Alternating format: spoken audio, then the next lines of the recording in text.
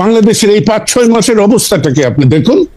না, সেজন্য তো আওয়ামী লীগ দায়ী, সেজন্য তো আওয়ামী লীগ দায়ী, সেজন্য তো আওয়ামী লীগের 15 বছরের দুঃশাসন দায়ী, প্রতিষ্ঠানগুলিকে ধ্বংস করা হয়েছে, পুলিশ, সেটা বলছি, পুলিশ আমলাতন্ত্র, আমি তো স্বীকার, হ্যাঁ, কিন্তু নেতৃত্ব যিনি আসছেন ডক্টর ইউনূস তো নেতৃত্ব দিতে পারছেন না। শেখ হাসিনা কি নেতৃত্ব দিতে পেরেছেন জনাব সিদ্দিকী? আপনি কি আমাদের বলবেন শেখ হাসিনা তো লুটপাট ছাড়া আর কি নেতৃত্ব দিয়েছেন? আপনি আমাদের বলেন। আমি তো বলি নাই যে শেখ হাসিনা ভালো কিছু করেছেন, আপনি, কিন্তু শেখ হাসিনা দেশটাকে একটা স্থিতিশীল অবস্থায় রেখেছিলেন, সকল কায়েমি স্বার্থবাদীদেরকে সুবিধা বন্টন করে একটা ব্যবস্থা রেখেছিলেন। এইখানেই তো আমার প্রশ্ন, যে 5ই আগস্টকে যারা বলেন বিপ্লব অভ্যুত্থান, আমি বলি না, এটা বিস্ফোরণ। বিস্ফোরণ যদি না হবে, আপনি বলুন 5ই আগস্ট 5টার সময় গণভবন ধ্বংস করলেন, জাতীয় সংসদ ধ্বংস করে, যাদের নেতৃত্বে তারা সুরসুর করে ক্যান্টনমেন্টে গেলেন কেন?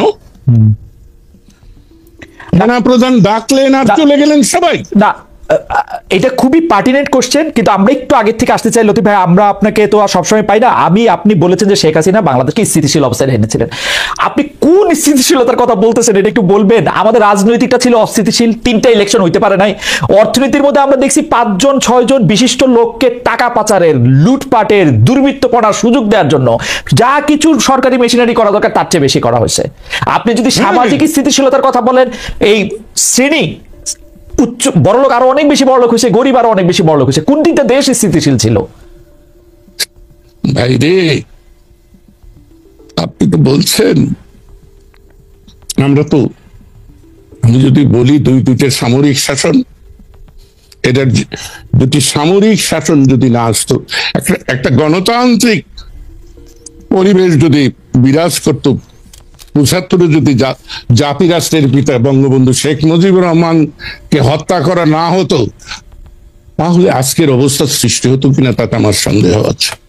তাই শেখ হাসিনা তো বাতিল মাল, সে গণদুশ্মন, এতে আমার কোনো কথা বলতে লজ্জা নাই, এবং তার সঙ্গে কাজ করেছি সেজন্য আমি অনুতপ্ত অবশ্যই। কিন্তু আমি ইতিহাস তো স্বীকার করব না, আমি ইতিহাসকে বিকৃত করব না। অনেকেই তো আওয়ামী লীগ করেছেন।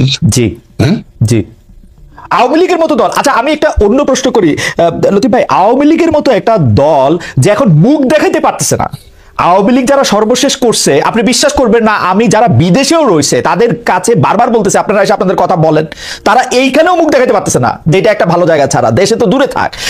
এই অবস্থাটা কি আপনি ভাবছিলেন যে এরকম হইতে পারে?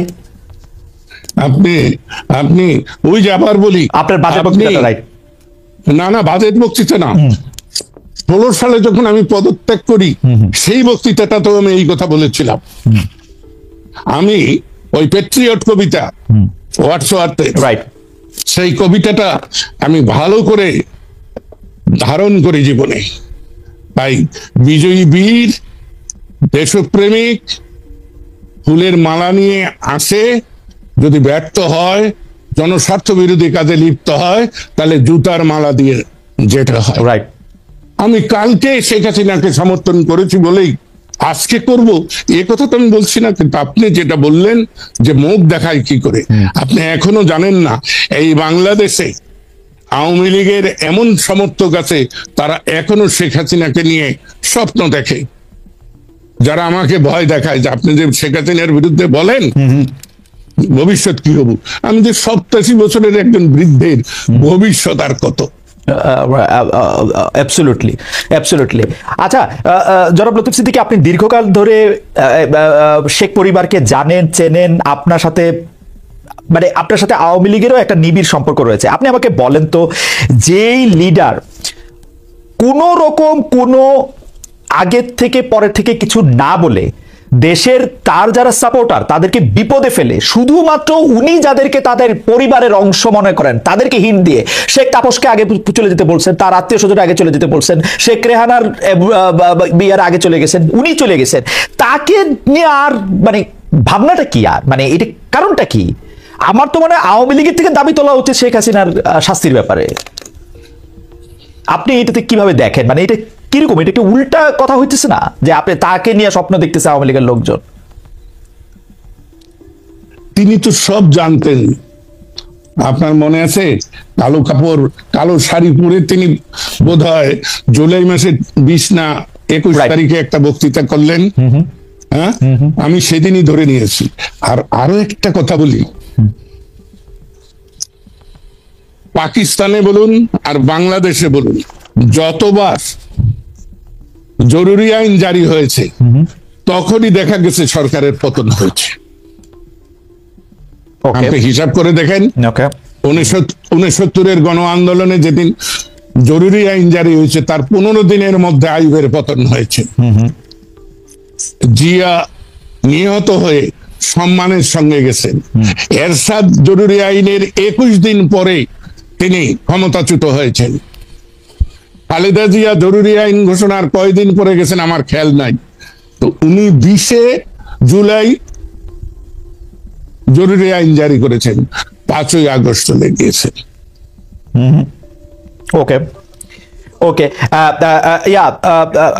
লতিফ ভাই, আমি আমি আমি আমি আপনাকে অন্য প্রশ্ন আমার কিউ করা আছে, কিন্তু দর্শকদের একটা প্রশ্ন আপনাকে একটু যদি একটু আপনি জবাব দেন, সেটা হলো যে আপনি আওয়ামী লীগের ভবিষ্যৎ কি দেখেন? খুব সংক্ষেপে যদি একটু বলেন, যে একটা আওয়ামী লীগের ভবিষ্যৎ কি আসলে?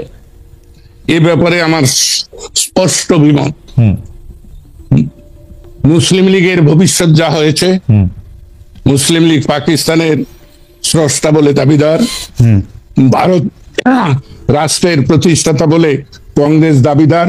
কংগ্রেসের আজকে যে অবস্থা হয়েছে, তাই বাংলাদেশ প্রতিষ্ঠার দাবিদার আওয়ামী লীগের একই ভবিষ্যৎ, কারণ তার প্রয়োজন ফুরিয়ে গিয়েছে। Okay. যেমন আমার কিন্তু প্রয়োজন ফুরিয়ে গিয়েছে। আমি যতই চেষ্টা করি, 50 বছর বয়সে যা পেরেছি আজকে তা পারবো না। Okay. আমাকে নতুনদেরকে জায়গা ছেড়ে দিতে হবে। ওকে, আমি একটু সামারাইজ করি আমাদের দর্শকদের জন্য, correct me if I am wrong mister Siddiqui, যে আওয়ামী লীগের ভবিষ্যৎ মুসলিম লীগের মতোই আপনি দেখছেন, কারণ এটা হচ্ছে যে মুসলিম লীগ পাকিস্তান প্রতিষ্ঠা করলো বা আওয়ামী লীগ বাংলাদেশ প্রতিষ্ঠার সঙ্গে জড়িত থাকলো, তার প্রয়োজন এখন ফুরিয়ে গেছে এবং নতুনদের কাছে জায়গা ছেড়ে দিতে হবে। আপনি কি আর কোনো কিছু যোগ করবেন এইটার সঙ্গে? কারণ এটা একটা স্পেসিফিক প্রশ্ন অনেকের, আপনি যদি আর কোনো কিছু যোগ করেন ভবিষ্যৎ। যোগটা হলো, সময়ের দাবিতে আওয়ামী লীগের প্রয়োজন নাই। তারপরেও আওয়ামী লীগ যে দুর্নীতি, দুরাচার,